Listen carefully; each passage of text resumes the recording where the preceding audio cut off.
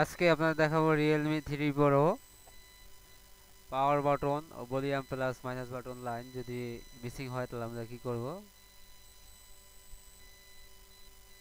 আমরা পাওয়ার বাটনের লাইনটি এখানে আছে। পাওয়ার বাটন এটা পজিটিভ লাইন, এটা গ্রাউন্ড। আমরা যদি এখান থেকে লাইনটা মিসিং থাকে তাহলে আমরা লাইনটা কোথায় পাবো? দ্বিতীয় লাইন আমরা এটা দেখবো রিডিং আছে কিনা। এই যে এখানে আছে ভোরের এই প্রান্তে আছে পাওয়ার বাটন লাইন। আমরা যদি এখানেও লাইনটি খুঁজে না পাই তাহলে আমাদের এই যে এই পাশের যে টিন, এখান থেকে একটু টিন কাটতে হবে। এখানে একটা রেজিস্টার দেওয়া আছে, আমরা রেজিস্টার এখানে লাইন খুঁজে পাবো। যদি আমাদের এখানে লাইন মিসিং থাকে তাহলে আমাদের লাইনটি এখানে পাবো।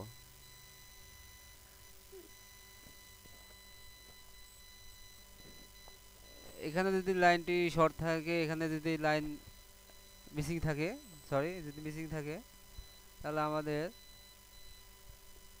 এখানে যদি লাইন মিসিং থাকে এখানে পাবো। যদি না পাই তাহলে আমরা পাওয়ার আইসিতে লাইনটি পাবো।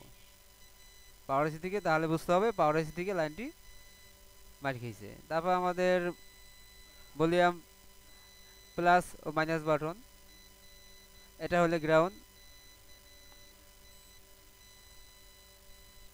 এটা হলো ডাউন, ভলিউম ডাউন, এটা ভলিউম আপ। আমাদের এখানে লাইন যদি প্রিন্ট উঠে যায় বা লাইন মিসিং থাকে তাহলে আমরা লাইনটি কোথায় পাবো? আমরা বোর্ডের এখানে পাবো, এই এখানে পাবো down button, up button, up button. তারপর আমাদের যদি এখানে মিসিং থাকে তাহলে আমাদের এখানে রেজিস্টারের এখানে আছে, রেজিস্টারের এখানে মিসিং আছে কিনা দেখতে হবে, এখানে লাইনে রিডিং আছে কিনা। তাহলে এখান থেকে জাম্পার করে দিলে হবে। কিন্তু আমাদের টিনটি খুব সাবধানের সাথে উঠাতে হবে। আমরা অনেক সময় তাড়াহুড়া করে টিন তুলি, তারপরে এখানে যদি লাইন মিসিং থাকে তাহলে আমাদের এই আইসি থেকে লাইন মিসিং হয়।